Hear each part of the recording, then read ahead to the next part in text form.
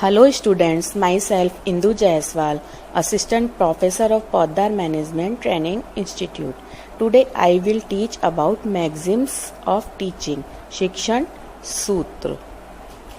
प्रसिद्ध शिक्षा शास्त्री कमेनियस एवं हर्बर्ट स्पेंसर ने अपने अनुभव के आधार पर शिक्षण के कुछ सामान्य नियम निर्धारित किए थे, जिन्हें बाद में शिक्षण सूत्रों के नाम से जाना जाने लगा। कक्ष में प्रत्येक विषय शिक्षक के सामने महत्वपूर्ण प्रश्न होते हैं कि मूल पाठ कैसे प्रारंभ किया जाए, शिक्षण कब और किस क्रम में किया जाए, बच्चों का ध्यान कैसे आकर्षित किया जाए, पाठ और विषय में उनकी रुचि कैसे उत्पन्न की जाए, शिक्षण अधिगम सामग्री का प्रयोग कब, कैसे और कहाँ किया जाए। शिक्षकों की इन सभी कठिनाइयों का समाधान करने के लिए मनोवैज्ञानिकों ने और शिक्षा शास्त्रियों ने अपने अनुभवों एवं विचारों को सूत्र के रूप में प्रस्तुत किया है, जिन्हें शिक्षण सूत्र कहा जाता है। ये सूत्र उस मार्ग की ओर संकेत करते हैं जिस पर चलकर शिक्षण अधिगम की प्रक्रिया सुगम, रुचिकर, प्रभावशाली और वैज्ञानिक बन जाती है। ये सूत्र मुख्य रूप से बालक की प्रकृति पर आधारित होते हैं। अतः प्रत्येक अध्यापक को शिक्षण कला में सफलता और दक्षता प्राप्त करने के लिए अपने विषय ज्ञान के साथ साथ शिक्षण सूत्रों का ज्ञान होना भी आवश्यक है कि शिक्षण सूत्र का प्रयोग उसे किस स्थान पर और कैसे करना है, ताकि उसके छात्र विषय वस्तु को अच्छे से समझ सके।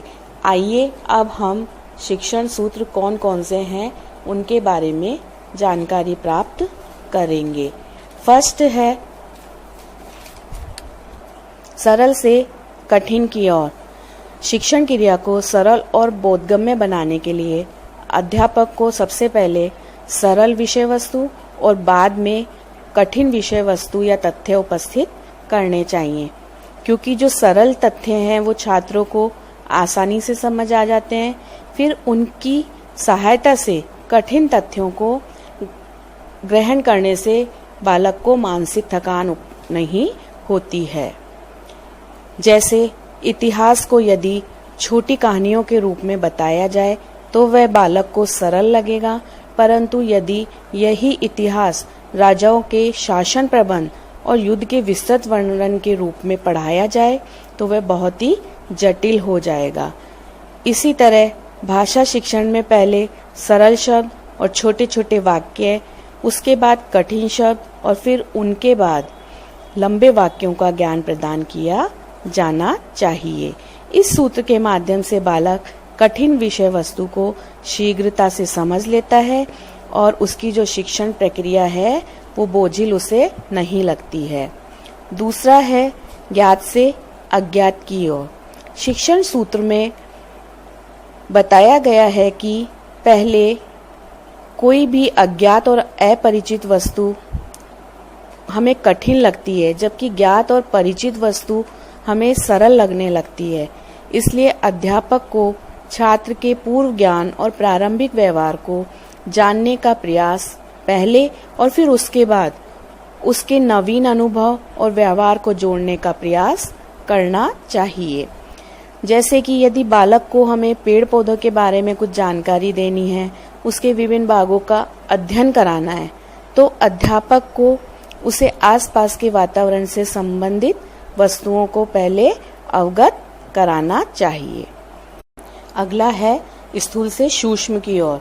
शिक्षण के इस सूत्र को मूर्त से अमूर्त की ओर भी कहा जाता है। स्थूल रूप से शिक्षण से तात्पर्य है कि वस्तुओं का प्रत्यक्ष रूप से अनुभव करना और वस्तुओं को देखकर, छूकर सीखना।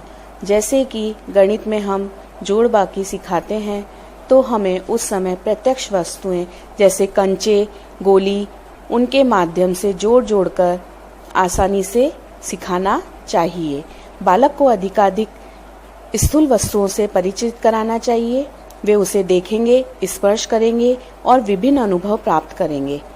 उसके बाद एकांत में देखी गई वस्तु का प्रतिबिंब अपने मानस पटल पर लाकर वो संबंधित विषय में दी गई जानकारी को इकट्ठा करके अधिगम अनुभव कर सकेंगे। नेक्स्ट है संपूर्ण से अंश की ओर। यह एक मनोवैज्ञानिक तथ्य है कि बालक को पहले संपूर्णता की ओर ले जाएं, उसके पश्चात उन्हें सूक्ष्म ज्ञान दिया जाना चाहिए। पहले संपूर्ण विषय वस्तु को प्रस्तुत कर उसके बाद उसके अवयव, संरचना, अंगों के विषय में ज्ञान दिया जाना चाहिए, जिससे छात्र में निरंतर जिज्ञासा बनी रहती है और वह सक्रिय भी रहता है। जैसे किसी बच्चे से यदि गाय पर प्रस्ताव लिखवाना है तो पहले गाय के चित्र को पूर्ण रूप से प्रस्तुत करना चाहिए, फिर उसके अलग अलग अंगों की ओर एक एक करके ध्यान आकर्षित करना चाहिए। नेक्स्ट है विशिष्ट से सामान्य की ओर। विशिष्ट से सामान्य की ओर शिक्षण सूत्र अत्यधिक महत्वपूर्ण है। यदि छात्र को पहले विशेष तथ्यों की सूचना दी जाए तो वे उसका सामान्यकरण आसानी से कर लेते हैं। नए ज्ञान को ग्रहण करने की ललक में छात्र अन्वेषण या खोज की ओर आगे बढ़ता है। इसके पश्चात यदि छात्र को उस तथ्य का सरलीकरण करवाया जाए तो छात्र उसे सामान्य रूप में बता सकता है। बालक के सामने पहले उदाहरण प्रस्तुत करने चाहिए, फिर नियमों को बताया जाना चाहिए। जैसे यदि हमें विद्यार्थियों को पोषक तत्वों के बारे में जानकारी देनी है तो पहले हमें उन्हें विभिन्न प्रकार के अनाजों और फलों के बारे में बताना होगा। उसके बाद यह बताया जाएगा कि ये कौन से पोषक तत्वों से भरपूर है। अगला है प्रत्यक्ष से अप्रत्यक्ष की ओर। किसी अप्रत्यक्ष वस्तु की जानकारी यदि किसी छात्र को देनी है तो पहले उस अप्रत्यक्ष वस्तु का प्रत्यक्ष रूप से प्रदर्शन किया जाना चाहिए। अध्ययन कराते समय बहुत से ऐसे प्रकरण आते हैं जिनका छात्रों को पता नहीं होता है, अतः विद्यालय के माध्यम से उन वस्तुओं, स्थानों की जानकारी हमें पहले प्रत्यक्ष प्रारूप से लेते हुए अप्रत्यक्ष का ज्ञान कराया जाना चाहिए। किसी भी भूतकालीन तथ्य को समझने के लिए उनको पहले उससे संबंधित वर्तमान समय के तथ्यों को माध्यम से समझाना चाहिए। हमें मूर्त वस्तुओं को दिखाकर, जैसे जिस भी चीज़ की विषय वस्तु के बारे में हमें बताना है उसका चित्र, मॉडल, मानचित्र या प्रतिरूप दिखाकर हमें बताना चाहिए। पृथ्वी का ज्ञान कराने के लिए हम ग्लोब का माध्यम ले सकते हैं। अगला है निश्चित से अनिश्चित की ओर। प्रारंभिक अवस्था में बालक का ज्ञान अस्थायी एवं अनिश्चित होता है। शिक्षक उसे निश्चित स्वरूप प्रदान कर अधिगम करवाता है तथा उसे निश्चित ज्ञान की ओर ले जाता है। जैसे कि बालक को सबसे पहले लाइन खींचना या फिर स्वयं ड्राइंग बनाने के लिए बोलना, उसे पेन पेंसिल पकड़ने के लिए कहना। जब वह टेढ़ी मेढ़ी लाइन बनाना या ड्राइंग बनाना सीख जाता है तब उसको 1 2 3 या ABCD सिखाई जाए तो बालक उसे अच्छे से सीख जाता है। अगला है मनोवैज्ञानिक से तर्क की ओर। शिक्षण प्रक्रिया का नियोजन और क्रियान्वयन बच्चे की आवश्यकताओं, योग्यताओं, रुचियों और क्षमताओं को ध्यान में रखकर किया जाना चाहिए।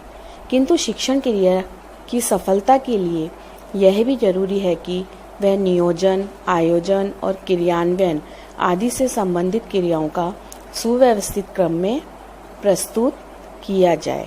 पहले बच्चे के व्यवहार का अध्ययन करके कि बालक की रुचि किसमें है उसको जानकर हमें अध्ययन कराया जाना चाहिए। जैसे बच्चा खेलता अधिक है, बच्चे की रुचि खिलौनों को जोड़ने तोड़ने में है, तो हम उसी के अनुसार बालक को खेल खेल में या प्रयोग करके सिखाकर तार्किक क्रम की ओर बढ़ते हैं। अगला है विश्लेषण से संश्लेषण की ओर। पहले बालक को किसी भी विषय वस्तु की पूरी जानकारी दी जाए, फिर उसके छोटे छोटे भागों को बताया जाए। जैसे यदि बालक को किसी पौधे के बारे में अच्छे से जानकारी देनी है तो बालक को पौधे के विभिन्न भागों के बारे में संपूर्ण जानकारी देकर फिर उन भागों को एक एक करके बताएंगे, फिर पूरी तरह हर भाग को विश्लेषित करके उसे संपूर्ण विषय वस्तु से जोड़कर बताएंगे। शिक्षण सूत्र शिक्षण प्रक्रिया के आधार स्तंभ है। इनके माध्यम से शिक्षण रोचक, सजीव और प्रभावशाली बनाया जा सकता है। शिक्षण सूत्र की उपयोगिता। शिक्षण सूत्र शिक्षक को छात्र अधिगम प्राप्ति में महत्वपूर्ण मार्गदर्शक की भूमिका निभाते हैं। शिक्षण सूत्रों के द्वारा शिक्षक सरलतम, बोधगम्य व बालक के अनुसार, रुचि के अनुसार बना सकता है।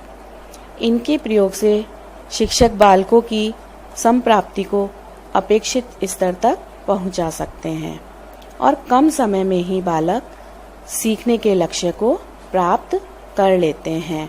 आज हमने शिक्षण के सूत्रों के बारे में जाना। Thank you.